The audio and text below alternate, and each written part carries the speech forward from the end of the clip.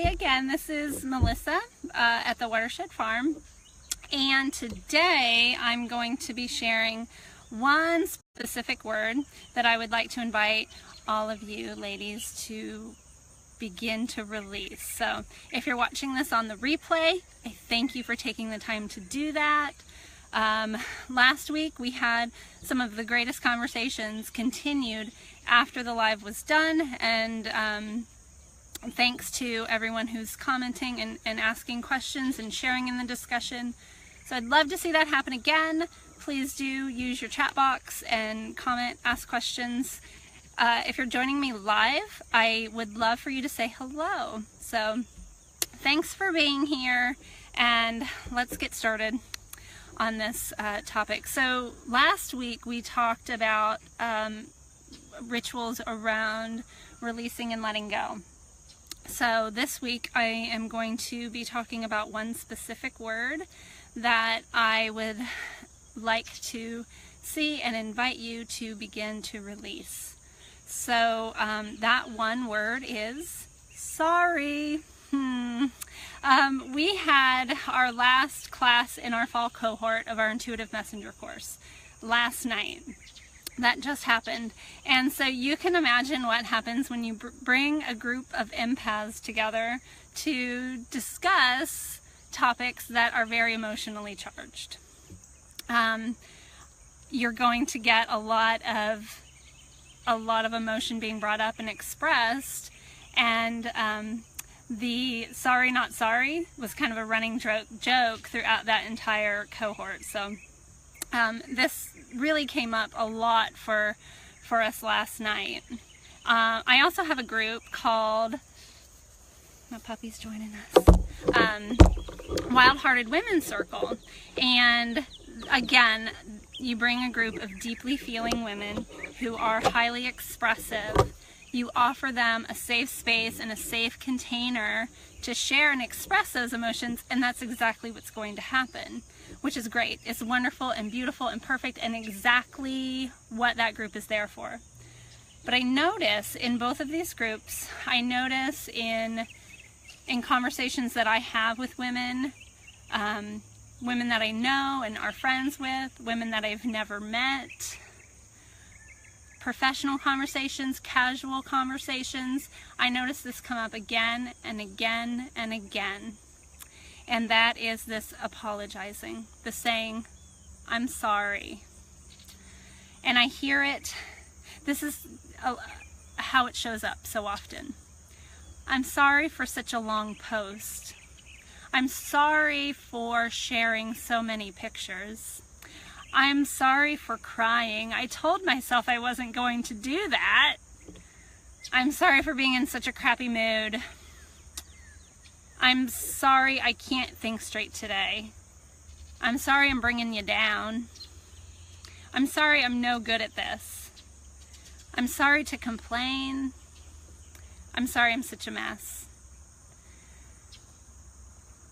And when we think about when we're apologizing for these things, taking a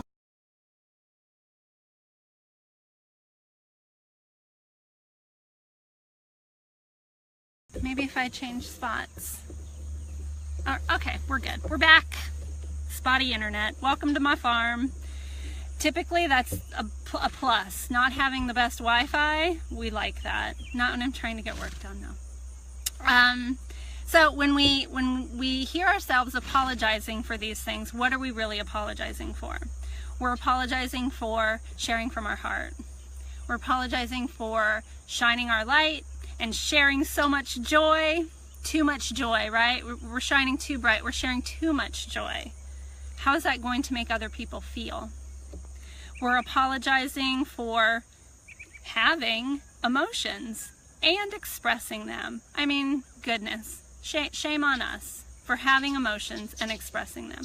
We're apologizing for acknowledging that where there is light and where there is joy, there is shadow and there is challenges, and we're going to come up against those.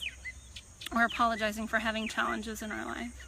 We're apologizing for being human, and we're apologizing for showing up in all of our humanness. And I get very emotional when I hear women say that. Now, so often we might say like, sorry for this, and it's almost in a rote way, like we don't really have a whole lot of intention and consciousness around the use of that word. But again, so often I hear women using this word and meaning it, and truly apologizing for showing up as themselves, for having feelings, for expressing them.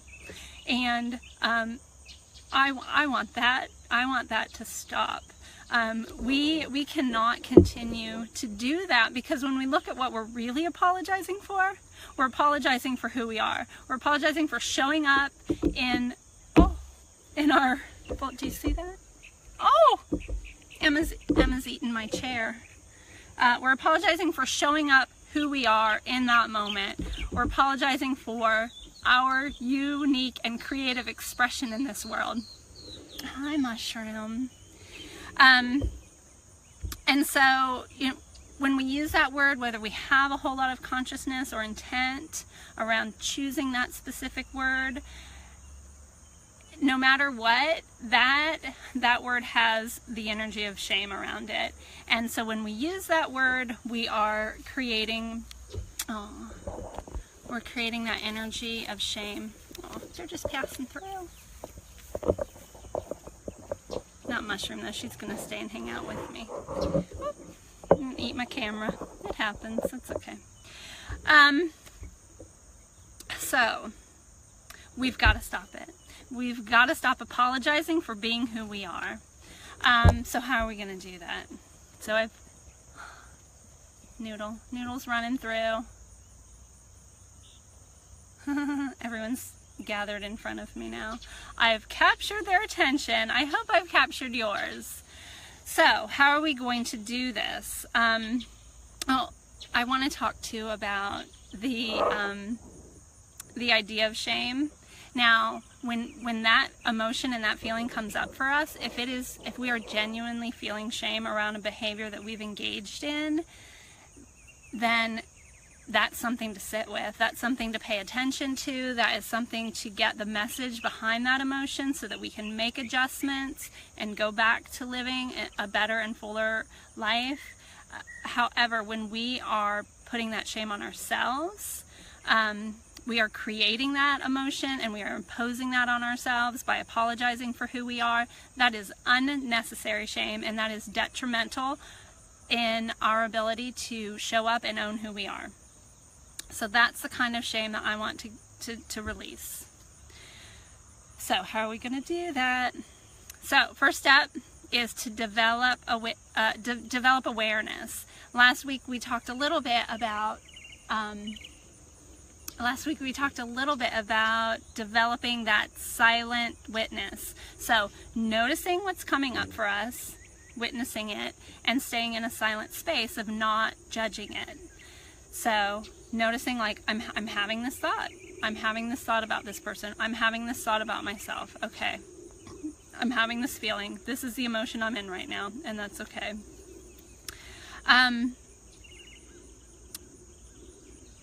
So what can happen when we have that witness and that observation without the silent part is we're now noticing things coming up, and instead of remaining silent about them, we are judging them. So this is another thing that we would see happen often within our IMI class and in our circles sometimes, is women saying, oh, I'm sorry for crying. Oh, we aren't supposed to say I'm sorry. And it's almost comical. But what it's doing is developing this shame spiral that is really hard to get out of. So when we notice ourselves saying I'm sorry, and we're, instead of just noticing that and saying, oh, okay, that's interesting that I'm saying that, we say, oh, I'm not supposed to say that, darn it. And we apologize, and now we're just layering on more shame and more embarrassment and more frustration. So developing that silent witness and just bringing awareness to the fact that, oh, I apologized for crying today in group. That's interesting. That's interesting that I did that. And that's all. And that's all. So just developing that awareness. So step 1, develop awareness. Step 2 is to release. Now, we cannot release things that we have resistance around. I saw a meme the other day that said, everything that I have let go of has claw marks on it. And if that resonates with you in any way, then you can probably relate to this idea of having resistance around something and trying to let it go. So resistance is simply having constrictive emotions around a topic or around, a feeling or something like that. And in that shame spiral that I just mentioned, that is, the birds are just, they're all playing. It's a little distracting. Having that shame spiral, that is what can contribute to that resistance. So one way that we can get out of that resistance is, again, by saying, well, isn't that interesting? And in class, we encourage people to put their hands up in the air and say, well, isn't that interesting? And it kind of brings a little silliness and playfulness and levity to the situation, which is always great when we're talking about constrictive emotions. Sometimes having that playfulness and that levity in there can help us a lot. Another way that you can help with the releasing is, and you'll hear me say this a lot, and that's okay. So I can notice, I apologized for crying in circle today, and that's okay. It happens. And another phrase that I like to use too, and I got this from Kyle Cease, who wrote the book, I Hope I Screw This Up, and it is a book about falling in love with your fears in order to move through and past them and live a life beyond, live a brave life. So I can link to that in the comments later. And what he encourages people to say is, and I love that. So really moving beyond just accepting, but truly making peace with things that you're noticing about yourself, fears that you're having, mistakes that you've made. So I apologize for crying in circle today. And I love that. I love that. And that is one of the best ways to shake off that resistance, and only through letting go of that resistance are we going to be able to release it. And that's okay if whatever you let go of still has those claw marks on it. The more that you practice it, the less claw marks that you're going to leave on things. Okay. Okay, so step 1, develop awareness. Step 2, release. Step 3, replace. And this is the part that feels really good. So, when so much of what I have in my daily practice is really rooted back into gratitude. So when we're able to replace this apologizing with being grateful, we not only release us from this constrictive emotion, but we step into this one of the most expansive emotions that we can have.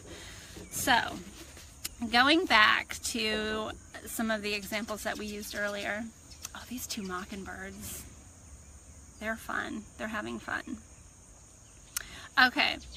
Instead of saying, sorry for such a long post, and I'm sure you guys see this all the time in your feed, we can say, thank you for taking the time to read this. I appreciate that. Don't apologize anymore. Come from a place of gratitude.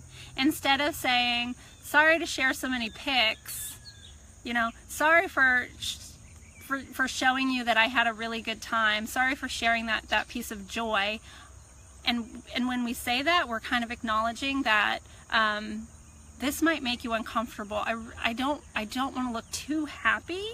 I don't want to share too much of my light, because what if that makes you uncomfortable?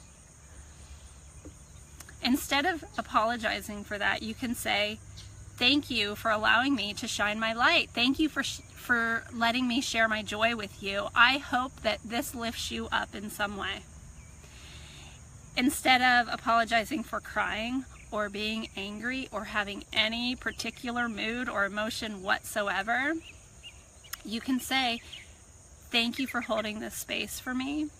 Thank you for allowing me to feel this. Thank you for allowing me to feel this fully.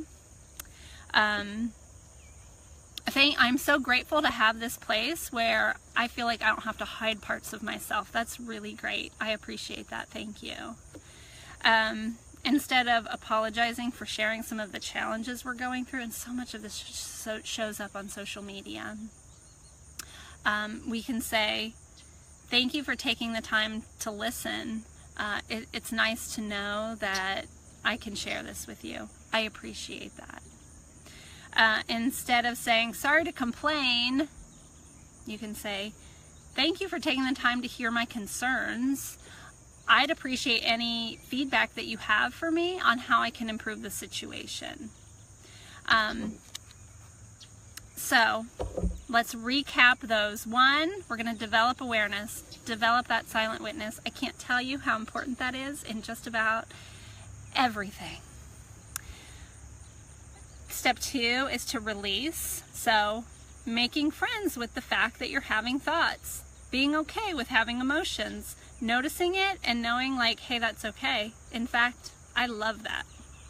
And step 3 is to replace any of that constrictive emotions that you have around, what you're apologizing for. Again, whether you're doing it consciously and with intent or not, you're just kind of using that word and noticing like, oh, I didn't even mean to use that word, because it carries that energy of shame with it, no matter what, whether you meant to or not, is then replacing that with gratitude. Develop awareness, release, replace. So again, we had some really great conversations around the release and letting go ritual that I shared last week, and most of that, you guys, came in the comments that were shared in the replay.